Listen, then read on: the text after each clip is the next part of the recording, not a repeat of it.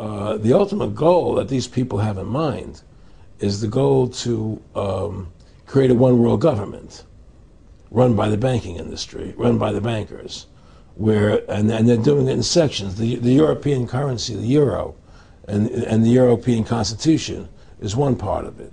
Now they're trying to do it in America with the North American Union, right? And they want to create a new currency called the Amero, right? And the whole agenda is to create a one-world government where everybody has an RFID chip implanted in them. All money is to be in those chips, right? There'll be no more cash. And this is giving me straight from Rockefeller himself. This is what they want to accomplish. And all money will be in your chips. And so instead of having cash, anytime you have money in your chip, they can take out whatever they want to take out whenever they want to. If they say you owe us this much money in taxes, they just deduct it out of your chip digitally. Total control. Total control. And if you're like me or you, and you're protesting what they're doing, they can just turn off your chip. And you have nothing. You can't buy food. You can't do anything. It's total control of the people. And that chip's connected to a database that has your purchasing records, what you do, what everything, you sell. Everything is in there, you know? And so they want a one-world government controlled by them, everybody being chipped, all your money in those chips, and they control the chips, and they control people. And you become a slave. You become a serf to these people. That's their goal. That's their intentions. Eric, can you be specific about when you met Rockefeller, how it happened in these discussions? I met Rockefeller through a female attorney I knew who called me up one day and said, one of the Rockefellers would like to meet you. I had made a video called Mad as Hell, and he'd seen the video and wanted to meet me and knew I was running for governor of Nevada. So sure, I'd love to meet him. And I met him, and I liked him, and he was a very, very smart man. And we used to talk and share ideas and thoughts. And he's the one who told me 11 months before 9/11 ever happened that there was going to be an event. Never told me what the event was going to be, but there was going to be an event. And out of that event, we were going to invade Afghanistan to run pipelines from the Caspian Sea. We were going to invade Iraq, you know, to take over the oil fields, establish a base in the Middle East, and make it all part of the New World Order. And we'd go after Chavez in Venezuela. And sure enough, later 9/11 happened. And I remember he was telling me how how you're going to see soldiers looking in caves for people in Afghanistan and Pakistan and all these places. And there's going to be this war on terror, which is no real enemy. And the whole thing is a giant hoax, you know, but it's a way for the government to take over the American people. He told you it was going to be a hoax. Oh, yeah. Oh, yeah. There's no question. He says, there's going to be war on terror. And he's just laughing. There's no... Who are we fighting? I mean, why do you think 9/11 happened and then nothing's happened since then? Do you think that our security is so great here that these people who pulled off 9/11, who were able to, can't knock down another plane? Come on, it's ridiculous. 9/11 was done by people in our own government and our own banking system to perpetuate the fear of the American people into subordinating themselves to anything the government wants them to do. That's what it's about, and to create this war, this endless war on terror. And that's why and that was the first lie. And the next lie was going into Iraq, you know, to get Saddam Hussein out with his weapons of mass destruction. That was the next lie. Now, specifically, this was a little over 6 years ago.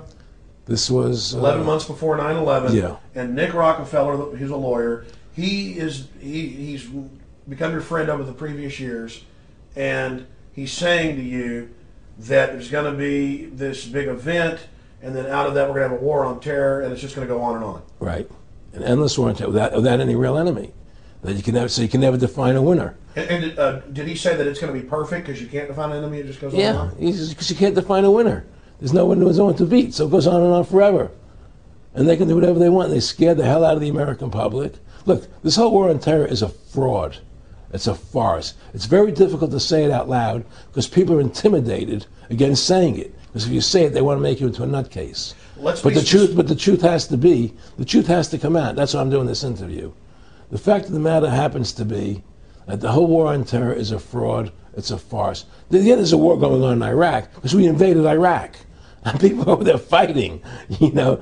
But the war on terror, it's a joke, you know. And until we discover what really happened on 9/11 and who was responsible for 9/11, because that's where the war on terror emanates from.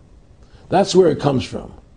It was 9/11 that allowed this war on terror to begin. And until we get to the bottom root of 9/11, the truth of 9/11, we'll never know about the war on terror. Aaron, you said that he was, and I think it's important, and I know this about the Rockefellers from Dr. Dennis Cuddy and many others who literally, you'll be 20 years old in a lunch line at college, and there's David Rockefeller, and here's your, I mean, they're experts at recruiting and getting what they call players, and that clearly he was, I mean, I want to make it specific and just get you to reiterate what you said last night about you got 30% of the vote, you were having an effect, you made mad as hell, they knew that you'd started the Constitution Party, they knew that you were somebody who was taking action and getting things done, you'd already made some big films, had a lot of other successes, right. So they were trying to recruit you, and didn't it come down to the point of, hey, we are here to recruit you, and don't worry, your chip's going to say, don't mess with us, you know, this guy's don't touch. Yeah, yes, that did happen. I was definitely being recruited, but it's more subtle than that. Well, in your words, just go through the process, and then what he said. Well, what it is remember we were friends, and we used to go to my house a lot. We'd have dinner, we'd talk, and he'd tell me about business investments I get involved in, you know, or they would help me with this business investment or that business investment. And was I interested in joining the Council on Foreign Relations? You know, I would have to get a letter to join them, but was I interested in that? And, you know, just stuff, you know, leading you on. And I used to say to him that I never really did that because that wasn't where I was coming from. You know, as much as I like you, Nick, you know, your ways and my ways, we're on the opposite side of the fence.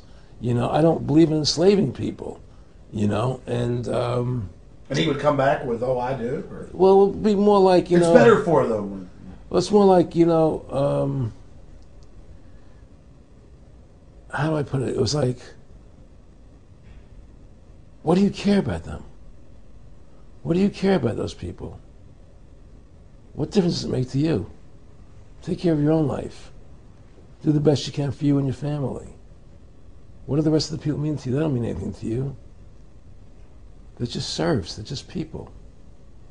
You know, it was just a lack of caring, you know, and that's just not who I was. It was just sort of like cold, you know. It was just like cold, you know. And I used to say to him, what's the point of all this?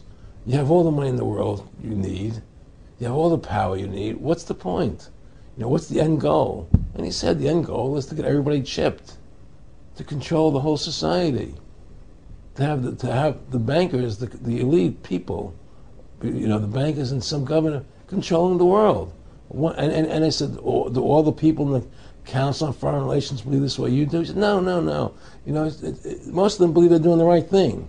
A lot of them believe it's better off being socialistic.